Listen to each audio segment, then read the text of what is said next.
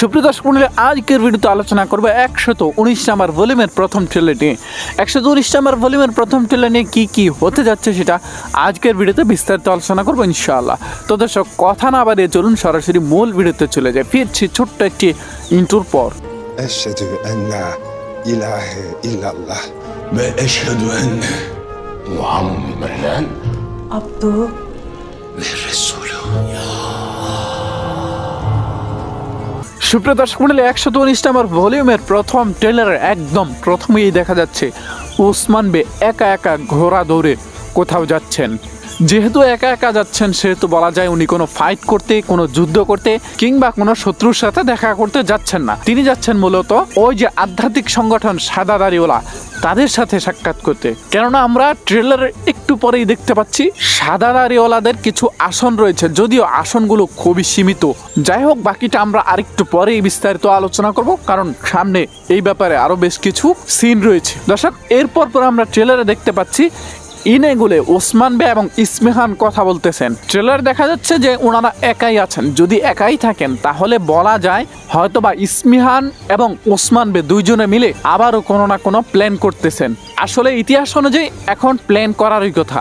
সুলতান আলাউদ্দিনকে মূলত সিংহাসন থেকে উচ্ছেদ করা হয় তুর্কি বসতিগুলোকে সহযোগিতা করার কারণে। আর এখন যদি ওসমান বের সাথে তাদের সম্পর্ক ভালো না হয়, মানে সুলতান আলাউদ্দিন ইসমিহান সুলতানাদের সম্পর্ক ভালো না হয়, তাহলে তো মঙ্গলরা তাদেরকে কিছুই করবে না। তাই স্বাভাবিকভাবে এখন ওসমান বের সাথে ইসমিহান সুলতান আলাউদ্দিনের সম্পর্ক ভালো হওয়ার কথা।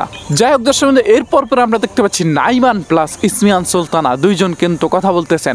নাইমান বলতেছেন ইসমিহান সুলতানাকে যদি ওসমান আমার দলে না আসে, মানে নাইমানের দলে না যায়, তবে যেন ইসমিহান সুলতানা ওসমানের পক্ষে না হয়, ইসমিহান সুলতানা যেন নাইমানের পক্ষে থাকে। এর প্রতি উত্তরে ইসমিহান সুলতানা বলতেছেন, তোমার কি মনে হয় ওসমান বে তোমার দলে যাবে, তোমার কাছে মাথা নত করবে? তখন আবার নাইমান বলতেছে, আমি জানি ওসমান কখনোই আমার কাছে মাথা নত করবে না।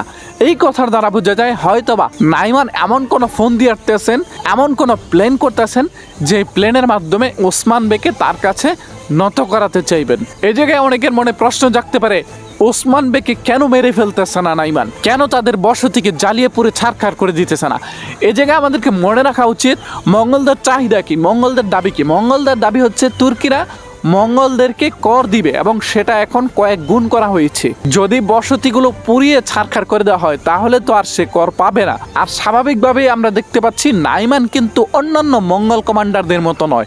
সে কিন্তু বলা যায় বর্বর, পাশাপাশি অনেকটা মেধাবী, মানে বুদ্ধিদীপ্ত মানুষ। সে একদিকে ভয়ঙ্কর, অন্যদিকে চতুর প্রকৃতির মানুষ। সে মূলত চায় ওসমান বে তার পক্ষ হয়ে কাজ করুক। আর স্বাভাবিকভাবেই ওসমান বেকে শুধুমাত্র মঙ্গলরা নয়, আরও অনেকেই ওসমান বেকে তার পক্ষ হয়ে কাজ করার জন্য অফার করেছিল। আমরা সিজন 3তেও দেখেছি উজির আলেম শাহ কিভাবে ওসমান বেকে তার সেনাপতি হয়ে থাকার অফার করেছিল, কারণ তখনকার জমানায় ওসমান বে ছিলেন সেরা যোদ্ধাদের একজন।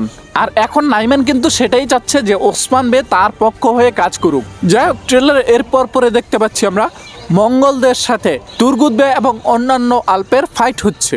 তবে এই ফাইটটা ঠিক কি কারণে হচ্ছে সেটা কিন্তু এখন বলা মুশকিল। সুপ্রিয় দর্শক মণ্ডলী, এরপর দেখা যাচ্ছে ওই যে ট্রেলার প্রথমে যে দেখা গিয়েছিল ওসমান বে কোথাও যাচ্ছেন, সেখান থেকে ব্যাক করতেছেন এবং ব্যাকগ্রাউন্ডে বলা হচ্ছে ওসমান বে এখন কি করবেন, নাইমানের সেনাপতি হওয়ার অফার গ্রহণ করবেন। এই কথাটা যতটুকু মনে হচ্ছে সাদা দাড়িওয়ালাদের, এবং এর মাধ্যমে কিন্তু এই বিষয়টা আরো ক্লিয়ার যে আগামী ভলিউমে সাদা দাড়িওয়ালারা ব্যাক করতেছেন। উল্লেখ্য যে এই সময় ওসমান বের হাতে একটি চিঠি দেখা যাচ্ছে। সাধারণত এই সমস্ত চিঠিগুলো তখনই আসে যখন ওসমান বে কোনো একটা ঝামেলায় পড়ে যান, এবং এই সমস্ত চিঠিগুলোর মাধ্যমে আমরা দেখেছি ওসমান বেকে বিশেষ কোনো সুবিধা দেওয়া হয় বা বিশেষ কোনো সমাধান দেওয়া হয়। চিঠির ব্যাপারটা আবারও আমরা ট্রেলারের একদম শেষের দিকে আলোচনা করবো ইনশাল্লাহ। এবারে আলোচনা করব পরের বিষয় নিয়ে। এরপর আমরা ট্রেলারে দেখতে পাচ্ছি মহিলাদের এবং পুরুষদের সাথে মঙ্গলদের আবারও ফাইট হচ্ছে, এবং সেটা অবশ্যই আলাদা আলাদা জায়গায়। আসলে পুরো ট্রেলার জুড়েই যতবার ফাইট দেখানো হয়েছে প্রত্যেকবার কিন্তু মঙ্গলদের সাথে ফাইট দেখানো হয়েছে। আর মঙ্গলদের সাথে দেখানোটাই স্বাভাবিক ব্যাপার, কারণ আমরা জানি ইসমিহান সুলতানের সাথে ওসমান বের মোটামুটি একটা সুসম্পর্ক চলতেছে। অন্যদিকে বাইজেন্টাইন ওলফকে কিন্তু গত 118 নম্বর ভলিউমে গর্দান ফেলে হত্যা করেছেন ওসমান বে। এখানে ভাই নিশ্চিত হওয়ার কিছুই নাই যে বাইজেন্টাইনরা আসবে না, এরকমটা ভাবার কোনো অবকাশ নেই, কারণ খুব শীঘ্রই বাইজেন্টাইনরা বড় বাহিনী নিয়ে আসবে। হয়তোবা রজার ডি ফ্লোর অথবা জর্জ মজলুন নামক কোনো বাইজেন্টাইন সেনাপতি আসতে যাচ্ছে। তবে যেই আসুক না কেন অবশ্যই বড় কোনো চরিত্র আসতে পারে।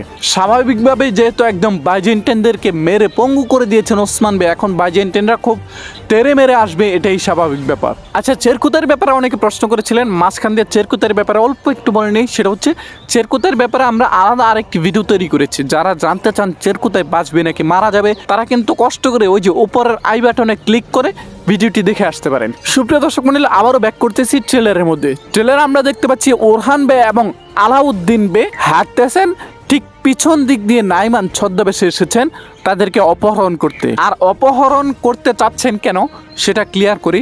ট্রেলারে আমরা ঠিক এরপর পরে দেখতে পাচ্ছি তুর্কি বসতিগুলো থেকে ছোট ছোট বাচ্চাদেরকে ধরে নিয়ে যাচ্ছে মঙ্গলরা। এখান থেকে স্পষ্ট তুর্কি বসতির বাচ্চাগুলো এবং ওরহান বে আলাউদ্দিন বেদেরকে আটকিয়ে ওসমান বেকে নাইমানের অধীনে আনার চেষ্টা করবে। তবে যদি ওরহান বে এবং আলাউদ্দিন বেকে আবারও ধরে নেওয়া হয়, তাদেরকে যদি আবারও আটক করা হয়, তাহলে ব্যাপারটা অনেকটা কেমন জানি হয়ে যাবে। কারণ আমরা সিজন 4 এর প্রথম দিকেই দেখেছি ওরহান বে এবং আলাউদ্দিন বে দুজনকেই কিন্তু একবার করে অপহরণ করা হয়েছিল।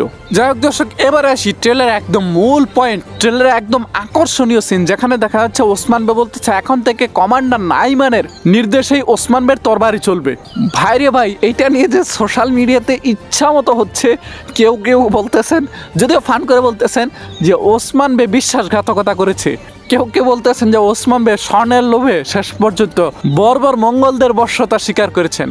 ভাই রে ভাই, আমরা বাঙালিরা যে পারি অস্বীকার করার কোনো সুযোগ নেই। এজন্যই মাঝে মধ্যে মনে হয় যে ব্রিটিশদের কাছ থেকে আমরা মুক্ত হই নাই, বরং ব্রিটিশরা আমাদের কাছ থেকে মুক্তি পেয়ে গেছে। যাই হোক দর্শক, আবারও ট্রেলারে ব্যাক করতেছি। ট্রেলার ওসমান বে বলতেছে এখন থেকে নাইমানের নির্দেশেই ওসমান বের তরবারি চলবে। এবার আপনাদেরকে আবারও ট্রেলার একদম পিছনের দিকে নিয়ে যাব। ট্রেলার আমরা দেখেছিলাম ওসমান বে একটি চিঠি নিয়ে ব্যাক করতেছেন এবং বলেছিলাম এই চিঠি ওসমান বে যখন বিভিন্ন ধরনের সমস্যায় পড়ে যান তখন সেই সমস্যার সমাধান করতে দেওয়া হয় বা বিভিন্ন ধরনের উপায় বের করা হয় এই চিঠির মাধ্যমে।